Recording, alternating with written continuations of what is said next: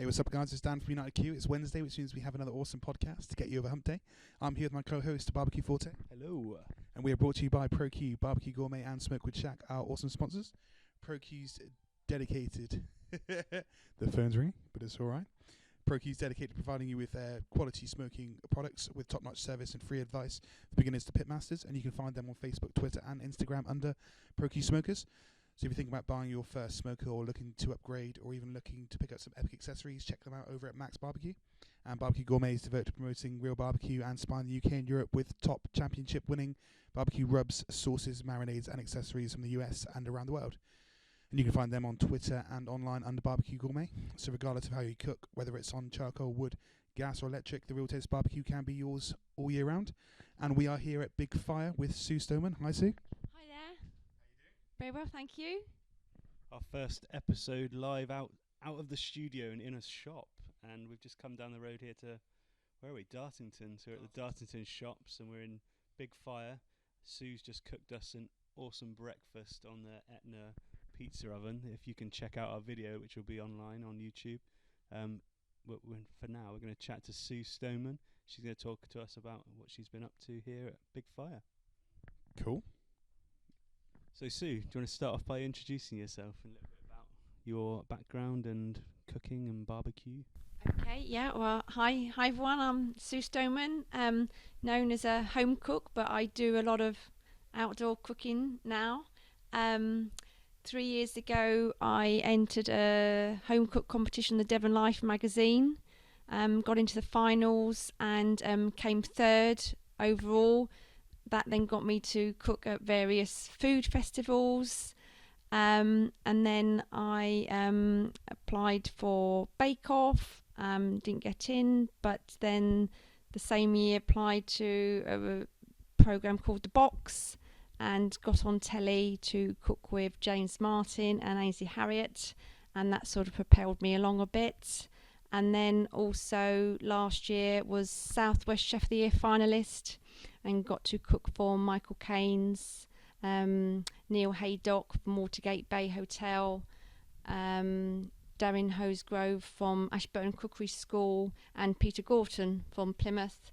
Didn't win but was runner-up, but to cook for those guys I thought was really quite amazing. I tend to go in for competitions like you do just because it gives you something to aim for and a bit of a challenge.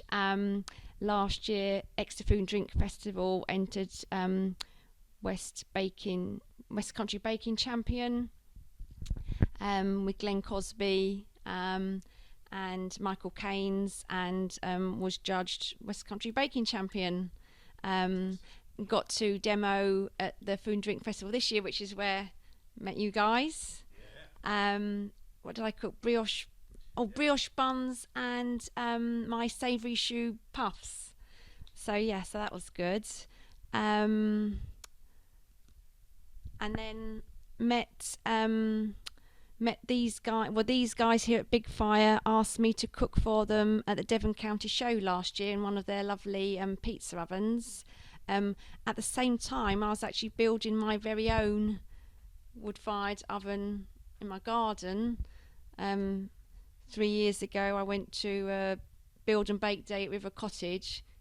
Big fan of Hugh Fernie-Whittinstall. He inspired me actually to grow my own vegetables and be a bit more adventurous with my cooking. But it took me 2 years to actually get a builder in to build the base, and then left it to me to build the top part. So cooked at these guys at Big Fire at the Devon County Show. Great fun. And then actually they decided that actually I might be quite good here at the shop. So came to work for them last July. Yes, I've been here just about a year. And just amazed at all the wonderful outdoor cooking bits and pieces there are, and it just makes outdoor cooking and eating so much fun. And it's great to come to work every day. Don't cook every day, but it's great when I do, and it's really great to cook for you guys this morning. Yeah, thank you very much. You mentioned some massive names there that you've cooked for. You've got people like James Martin, you've got Michael Keynes, who's like one of our local heroes, really. He's an amazing chef. How do you think that like changed the way you cook when you're cooking for guys like that? Makes you really more fussy and how you present it, and it's got to taste good and it's got to look good. But yeah, again, to cook for someone like that and actually tells you you can cook, it's really great. You're cooking with like a personal friend of ours, Glenn Cosby. We've done work with Glenn. You presented our great British barbecue off. So we came along there and we watched you do your brioche buns, and then went home and tried the recipe out for ourselves and had great results. Yeah, it's great. You get inspired by watching other people, and for me that's great. You know, someone wants your recipe and to cook, it makes you feel really good. Yeah, and you've got some other recipes here. I've just seen on the worktop here. There's a recipe card here. It's got a couple of your recipes on it. Yeah, so one of my many hats I wear, I'm now going to be doing some recipes for the shops here using some of the products that they sell up at the food shop. They've got a lovely range of jams, chutneys, all local Devon producers, and obviously cook with it on some of our products. And we'll be on the back with a nice little recipe for people to try. It's a great little spot here at Dartington, and I love coming out here. Quite often we'll just pop out for the day, and there's something for everyone here, really, isn't there? There's like all stuff for in the summer. There's even like shows for the families and stuff down the bottom. There's all sorts of things going on. They do a big food festival, and they used to do about 3 a year. They've eked it down to 1 now, which is over Maybank holiday. I'm not sure whether they're doing a apple and cider one this year. And then you've got the toy shop, they do pottery, and you go homeware shop, the glass shop, which isn't where they actually blow the glass. Everybody thinks they do, but that's at North Devon, Torrington. And there's a clothes shop and a nice cook shop. So I always go in the cook shop and the glass shop. Dan's hoping to go in there in a minute, I think, aren't you? Yeah, I'm after a mandolin and a spice grinder at the minute. Not a little guitar. Not a little guitar, a slicer. Yeah, so I'm hoping to go in there and pick up a couple bits. But so Big Fire's here, based here with this shop. They've also got an online presence at bigfire.co.uk, and you'll find a lot of the products that we're probably going to talk about now. It's being stood in this shop. It's like, I mean, for us, like being in a sweet shop for a kid, we're looking around now and seeing all these little gizmos and gadgets. And just as you were talking about the cider festival here, I've just literally spotted across the room. You've got some like brew kits here, some white wines. You've got a dark ale and a moonshine sort of brew kit there. They look pretty awesome. Yeah, just something for everybody here. Some people refer to it as a man shed, but it's not, because I love it too. It's for ladies Susie. as well. I am the only lady who works here. But yeah, so we sell all sorts, and the wine and beer kits make great presents, and obviously outdoor eating does tend to lead to a bit of drinking as well. I said that earlier, didn't I? Last night, whilst we were waiting for the pork chops to cook on the Pro Q, sat there drinking a bit of cider. It's the best way to spend your evening, really. You even asked for a beer with those breakfast pizzas that Sue just knocked up for us. So, yeah, beer does go pretty well. Drinks do go pretty well with the outdoor cooking. But I think I might have to pick up one of those moonshine kits. Looks pretty cool. Yeah. Sue said it was too early, but it's not too early for a drink, is it? The video can go out at any time, so they don't have to know how early it was, do they? So have you tried out any of these moonshine type kits? Ale, we brewed that at Christmas time, so that sold very well, because obviously we were giving out free samples. But I did go to the food and drink show at Birmingham in November, and the moonshine guy was there, so I did get to taste them all, and they're all really good. Yeah. The white wine I'd probably decant off into a bottle and stick it in the fridge, but otherwise it's great because they're just in the bag. You leave it on the side. You don't have to drink it within 3 weeks, and it does keep for longer, but most people drink it quite quickly. Yeah, the moonshine, the guys from Shine London have got me sort of a bit fixed on moonshine, all the different flavours they do. So I'll be interested in trying that one, and maybe even whipping up some of my own flavours, maybe using it with different stuff, experimenting a bit, would be pretty cool. So I imagine that went down really well. I might have to have a little look over there when we're finished on the podcast. But so what else are we looking around? We're looking around here, and they've got this lumpwood charcoal. It's called... This is my current favourite lumpwood charcoal, actually. It's what I've been using all the time recently. It's a long burn charcoal. It's made by is it the Olive Wood Company? Green Olive Wood Company.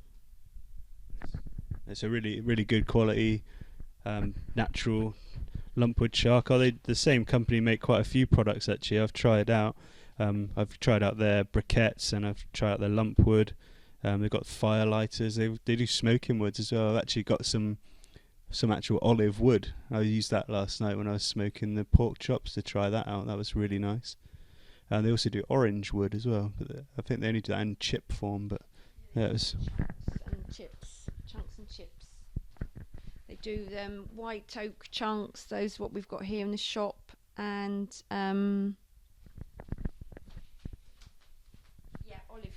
olive wood chunks, and the chips, mesquite, oak whiskey, orange, and a few others. Yeah, really, really good stuff. It's all kind of naturally sourced and like a well-to-do company. They seem to care about the environment. So what are you using the charcoal for? Like longer cooks, or like hot and fast, or what are you doing, grilling with it, or a bit of everything? Yeah, I've used it for both actually. I've been using it mainly in my Kamado Joe for like the low and slow cooks, and it lasts a really long time. But then I did the burgers with it the other night, so just a hot and fast, stick it in the chimney starter and get it going, and that cooked really nicely. I was out on the boat for the weekend with some friends, and I just took a small bag out with that. Took one of the small little Pro Q chimney starters and then put that into our little Smoky Joe Weber on the back of the boat. It was awesome cooking out there in the middle of the ocean. I was just at I was over in Dublin at the Big Grill Festival, which is Andy Noonan's festival, and I was just bumped into Matt from the Oxford Charcoal Company, who was there with DJ Barbecue and the rest of the crew, and he was showing me his Cuban Marabou charcoal, which is a new one that he's doing, which is it's got like really it's really strange. He was talking to me about like sort of the metallic factors that basically in the way that it's made, it takes on like sort of I don't know, like it's sort of like a metallic form, and it's burning for like an incredibly long amount of time. Like it burns very, very slow. So he said like that now. What did he do? He had like a good 12 hours out of like half a bag or something. So I think it was even more than that. It's burning for a real, real long time. So I'm looking forward to getting my hands on some of that and giving that a try. But everyone seemed to be raving about the Cuban Marabou, saying it's up there with your lumpwoods for your slow. Up there with your briquettes for your low and slow. So I'm looking forward to trying that. Yeah, like last year, was it earlier on this year, I got sent some of that from Q-Burn, wasn't it? And that was Marabou as well. Yeah. So, and that was, again, it was quite small. They're like little sticks more, but it's really good quality and burnt for ages and really hot. Yeah, Matt was saying that he's tried making this himself, and basically in his kilns, and it doesn't quite come out perfectly, because the way it's got to be made is they basically make pits, and in the soil, the iron content in the soil's so high that when you create a fire in there, like the wood absorb. I'm probably talking rubbish here. We need him back on to explain it, but it was really cool the way he was saying, and then it creates a real sort of low and slow burn charcoal. So I'm looking forward to using that. But this long burn stuff, you're really enjoying using, so I have to give that a go. I just really enjoy it because it's local as well to me anyway, like being able to come down to Big Fire. There's not many local shops where I can buy like a good quality charcoal. You're quite often stuffed with having to buy the cheap stuff from supermarkets or somewhere like that, and being able to come to a shop just down the road and get such amazing quality products is really good. So right next to it we've got the Swedish Eco Torch, which is a cool bit of kit, cool concept. Yeah, I've got one of these at home, but I'm yet to try it out. So have you tried one out yet, Sue? Yeah, great to take to the beach or just have on your patio or take to a picnic, because it's obviously it's better to use in the evening because you get really nice flame, really long burn. It burns slowly from the inside out. And then when we were down at the beach the other week, once it got down to the bottom, started collecting some driftwood, put it on the top. Everyone else on the beach had gone home, and we were still sat there keeping nice and warm with a nice fire. Amazing. So if we're describing this, as basically a log, probably almost like a foot high, isn't it? With been part split. The chainsaw.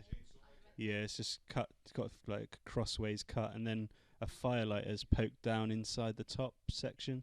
So you just light your firelighter, and you've got an instant bonfire.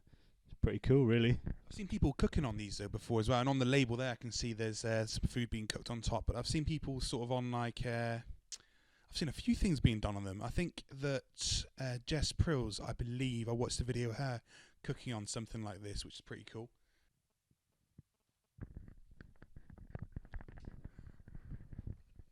Okay, now we're looking at this Eco Lighter product that Sue used to light the Etna pizza oven this morning.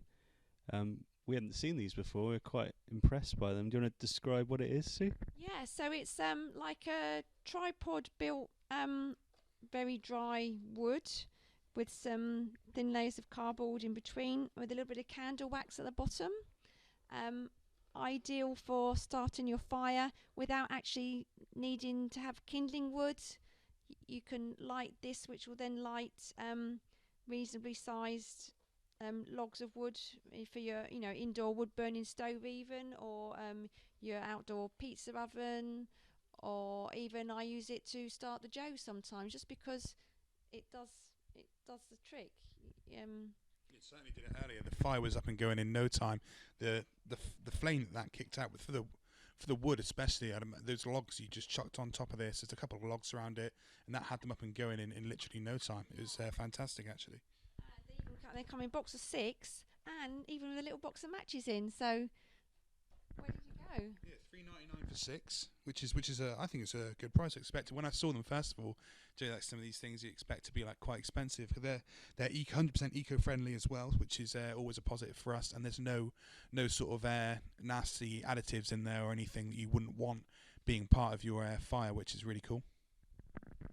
Yeah, great little product. It works so well. When you lit with it, I was like, that's really actually working amazingly well, isn't it? It's like a little almost chimney starter made out of bits of wood, really, isn't it? Around it, and it catches light. The flame catches light to the other bits of wood. Off you go. These wood-fired ovens / just log burners, I guess, that they catch my eyes every time I walk in here. I've seen them at a few shows. This brand called More So. They look amazing. There's so many different styles as well. But do you want to talk to us a little bit about like the More So brand?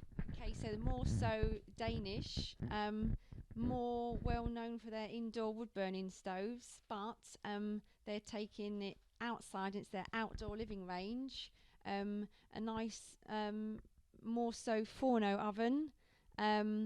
Yes, wood-fired pizza oven, but not just pizzas. You can obviously do any types of cooking in there, hot smoking, and yes, smoking using the Tuscan grill. Add on your flavoured wood chips to your low fire.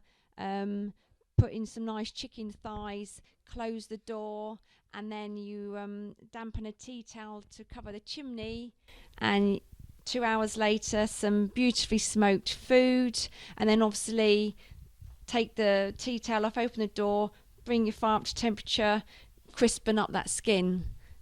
Amazing flavour, beautiful colour. I can't. It gets to me how it changes the colour of the food when you smoke it, and the flavour is absolutely amazing. It looks stunning as well, don't they? It's like the design that's gone into it. It's a real showpiece to have that in your garden, isn't it? Looks beautiful. And then of course when you've finished cooking, fill it up with some more wood and use it as a heater as well, so 2 in 1. Are they made out of cast iron? Yes, yeah. So you've got the cast iron Dutch oven and stuff over there as well.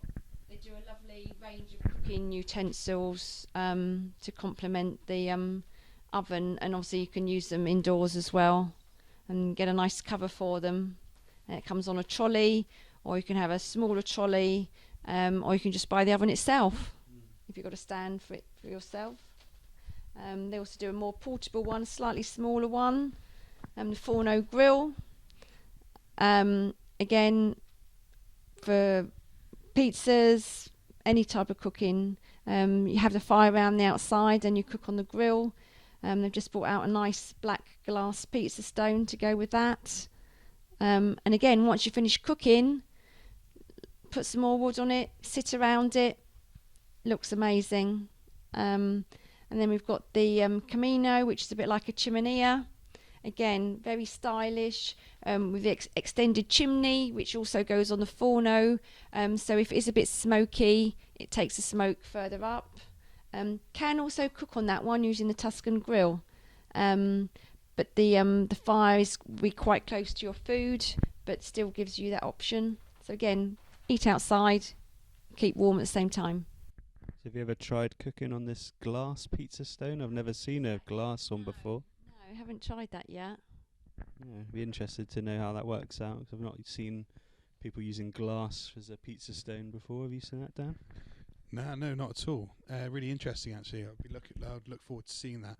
And outdoors, you've got like the what I thought was just a wood sort of outdoor wood-fired oven, but actually it's It's just a log burner, didn't you? Sorry, an outdoor log burner, but actually it's got a cooking chamber above it, and you can sit a grill in there as well. So one that looks a bit rusty. It's going rusty. Looks like it needs a coat of paint. No, it will rust even more, and it will just look better. Yes. Build your log fire, grill, use the oven on the top, cook pizzas. Looks amazing.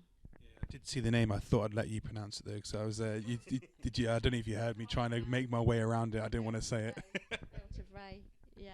Yeah, I love the rust. When we first got it, I said to you, I really like the look of that, like the rusty effect. Like normally you think rusty, you think dirty or messy, but this looks really, really awesome in the rusty effect. Steel. Special type of steel. Very fashionable at the minute. That sort of look as well, like coppers and rust and stuff. It's a very sort of fashionable sort of finish to stuff at the moment, I feel. So it's really, really nice actually. It's great. It's such a it's only a small shop, but you've managed to cram so many amazing products in here. Yeah. And one of your big brands that you sell here is obviously the Kamado Joe. So you've got a Kamado Joe at home. I've got a Kamado Joe. Oh, Dan, you're the odd one out here, I'm afraid. Do you want to step aside? So you've got a little Joe Junior here on a little stand. I really like this. I considered buying one, but I don't know when I would really use it. Can't get a big enough piece of meat in the Joe Junior. Yeah. When you're selling one of these, what are the sort of people buying a Joe Junior for?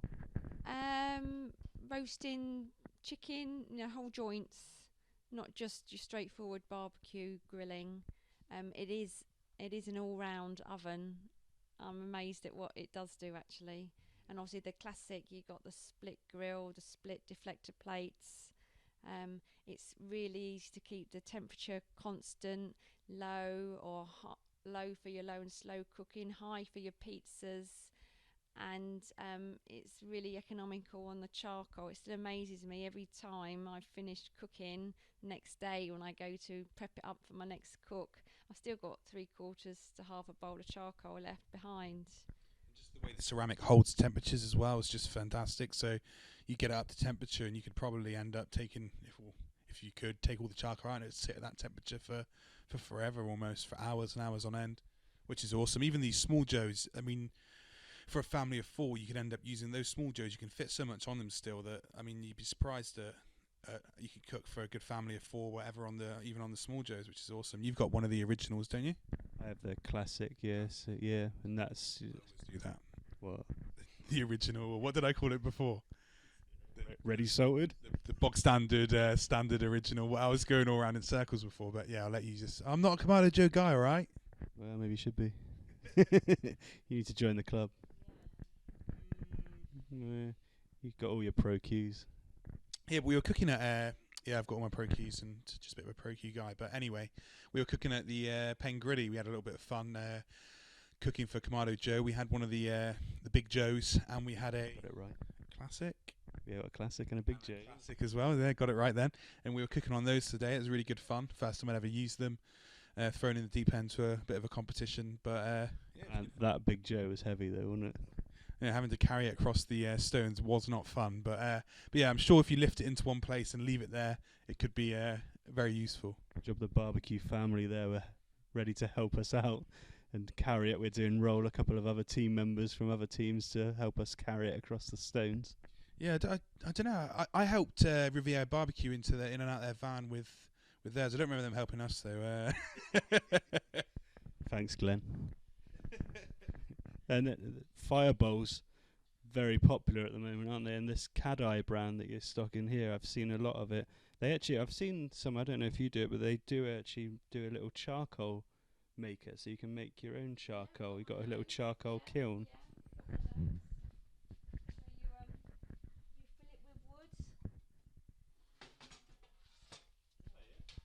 Fill it with wood. I've read the instructions, so I know how they work.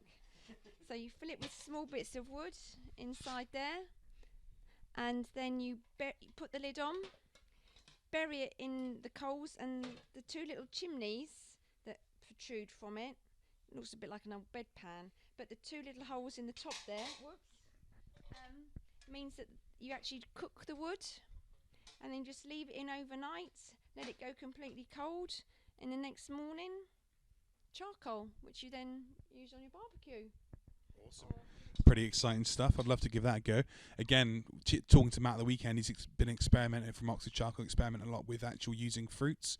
So we had like a pomegranate charcoal and I had a little picture of it you can check out on Instagram. And I also had he had some like limes and lemons and stuff, and really interesting stuff going on. Really, really cool.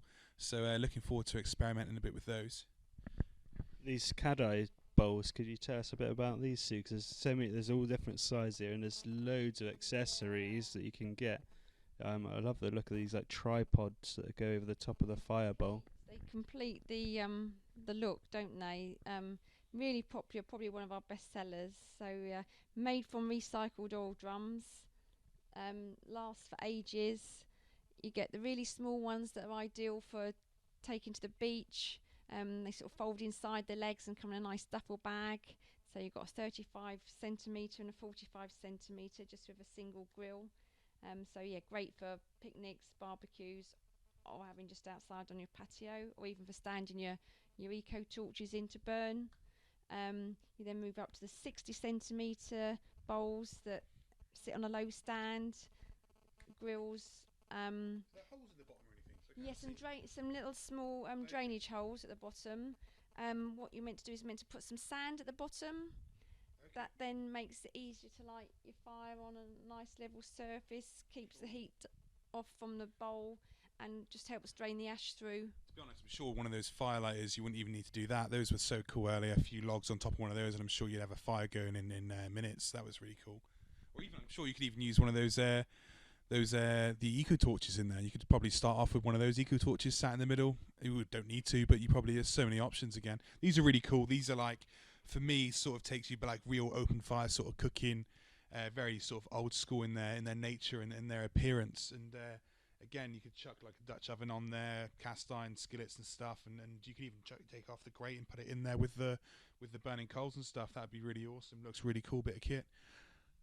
So would you just leave these out all year round, or is there something you need to cover up? Leave them out, but they do come with frames and covers. But just like you treat your pans, just a bit of vegetable on a rag, wipe it round, get the rusty bits off, acts as a water repellent, makes them last longer. The Cadai brand do loads of accessories, well, don't they? They do all the cast iron products like pans and skillets. Once you've got the tripod, you've got a cooking bowl, which leads to doing stews, soups, and I always say it's not just for summer, is it? Barbecuing or cooking all winter.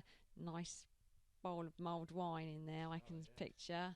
You've got a hanging skillet pan, a set of skillet pans, a little chapati pan, which you can use just as a little frying pan, blow pokers, barbecue tools, a Zara roasting pan, which people buy to like cook pizzas on, and because it's got a lid, obviously keeps the heat in.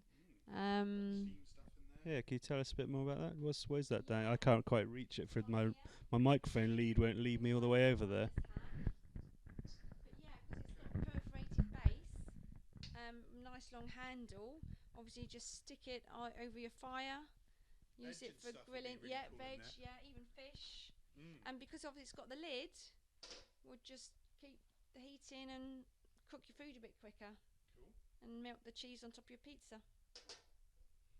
Nice. Yeah, I really like that. The wok as well there. Yeah, I think it would actually. Yeah. I mean, so if you wanted to, you could like steam fish. You could do mussels. You could do loads of stuff. I mean, I mean, use that as sort of like a crock pot. You could be doing whatever you wanted, stews, anything in there. So it's a great bit of kit, really versatile. Right behind us here, next to the cat eyes, we've got the Lotus grills. I've never seen these. Well, I've seen them, but never actually don't know anything about them. So Sue, take it away. Right, well, when I came to start work here last July, caught my eye straight away. They're amazing tabletop charcoal barbecues, lovely colours. They've got a battery-operated fan underneath, a little container to put your charcoal in. So what you do is you use a bit of lighter gel on the base, light your gel, turn the fan on, put your charcoal container on top of the gel that's alight. You then put the grill on the top, and within 3 minutes you're ready to cook. Simple as that. The outside keeps cold, so you can stick it on your table outside, and the bowl and the grill go in your dishwasher. Clean it up nicely after you finish cooking. You can get a lid to go on the top of it, so you can use it for roasting, and you can also get a pizza stone and a teppanyaki plate, which also works as a turn it upside down and just like a griddle pan, really. So the fan on the bottom, do you control the speed of that, or is it just like you just turn it on and that's it on? You can have it on full, medium or low, but you need it on low just to keep the charcoal alight. And the charcoal in the container will last about 3/4 of an hour to an hour. And if you just need to top it up, you just unclip the grill, use some tongs to take the lid off your charcoal container, top it up with charcoal, put it back together again, off you go, and finish the rest of your cooking. It's really cool to see like a forced air sort of barbecue, because I mean, Smaller one as well, and they do a Lotus Grill XL, which is slightly bigger.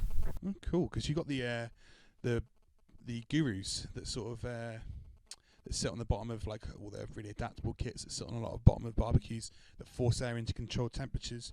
But it's just quite interesting to see that they've taken that concept, or maybe they came up with the concept, I don't know, but Nice gentle heat.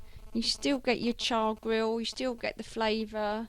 It's great. Cool. Camping, picnics, and they come in a nice carry bag, so you can take to the beach or just store it in your shed in the bag. Yeah, looking at colours, you've got yellow, orange, green, black, red, and purple. Looks pretty cool. Yeah, wow, nice. And behind us here, we've got the Thuros. Yes, like the Thuros, nice stainless steel tabletop grill with attachments of the kebabs and a wind deflector and also a nice lid. So Yeah, cool. They look really cool. I've been waiting to see one of these up close and in person. They look really, really cool bits of kit. Tabletop grills, it's like their range that they're sort of pushing out at the minute. Look really cool. I've seen Kelly Bramall using hers. I think this is the one that she's got actually. yeah, I did use it for kebabs, but it does burn the stick, so the nice kebab attachment is perfect for this. Yeah, the kebab attachment actually sits flush around so you actually slides in around the lip edge of the grill, and then you've actually got the metal skewers that sit across that are from Thuros as well. So that's really, really cool little attachment. A great little grill. Looks fantastic. It looks good, doesn't it? Yeah, it looks really good. Looks good. It looks really sort of attractive, and it's a nice. Easy to light. You know, your normal lumpwood charcoal, wait 20 minutes, ready to go. I see a rotisserie there as well. Didn't know they did a rotisserie. Oh, yeah. Didn't know they did that. That's cool. That's another little new thing for me. And the cobs next to it. Cob's something that's intrigued me for a while. I've seen a lot of people using them, and actually someone at Pengritty had one set up next to us, which was cool. I haven't really used one, but have you had a chance? I haven't used one, but really popular. Obviously, you can use the cob stones, which burn for 2 hours, or you can use briquettes in them as well. Come with a lid, interchangeable plates, frying pan, griddle pan, frying dish, and they've got a dome extension, so you can cook quite a bit in there. Really popular for campers and caravanners. They've been going a while, and people just swear by them and continue using them. Yeah, I've seen a lot of people using them. I haven't used them myself, but they do look like pretty cool bits of kit.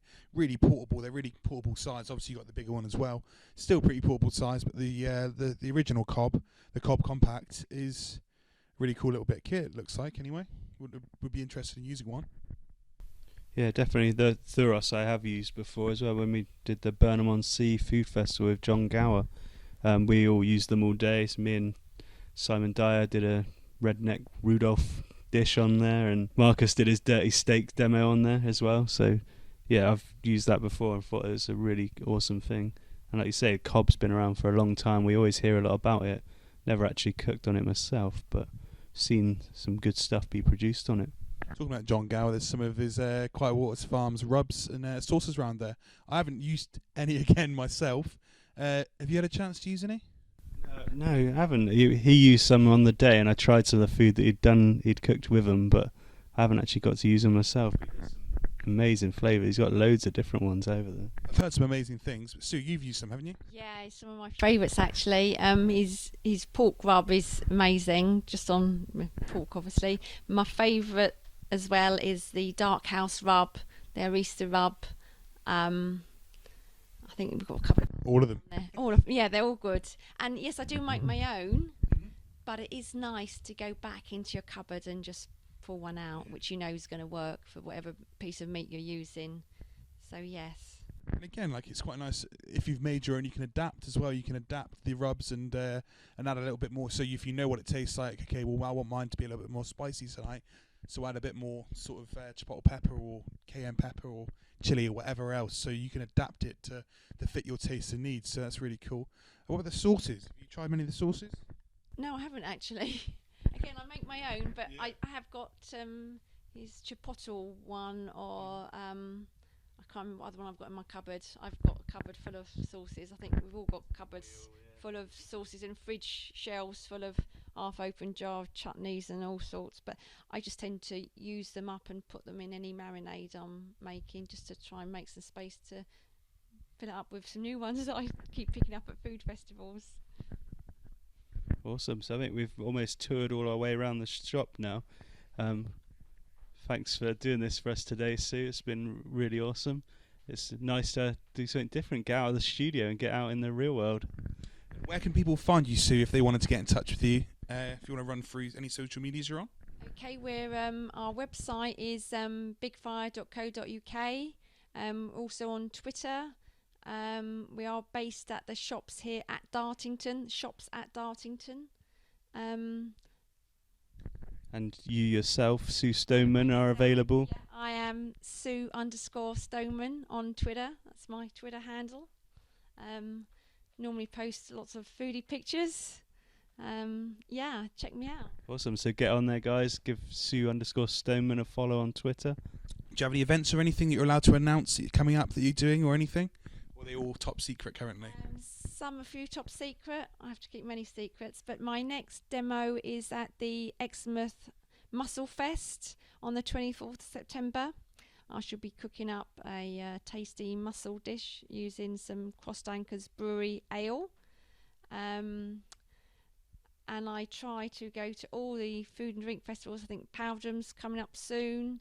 I need to enter Sticky Toffee Pudding Champion again. Oh, I forgot to say that. Sticky Toffee Pudding Champion. I've got to enter again to regain my title this year. Oh, I'm going to be there, so I get to try some shotgun.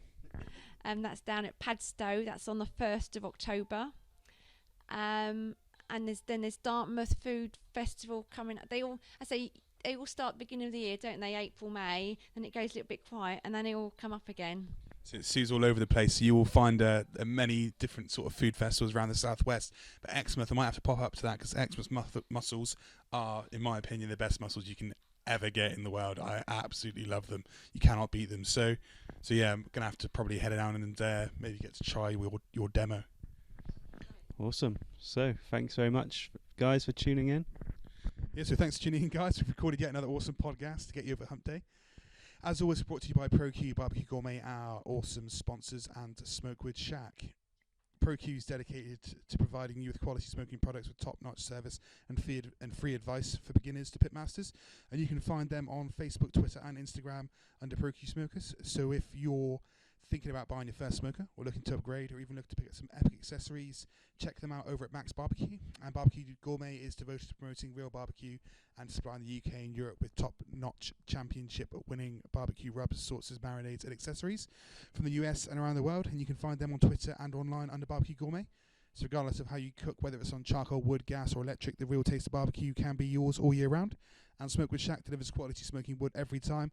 They provide the smoky goodness, you provide the talent. So if you are looking for smoking wood chunks, dust, chips or planks, then head on over to smokewoodshack.com and you can find them on Twitter at Smokewood Shack. So goodbye from me and Goodbye from me. see you next time.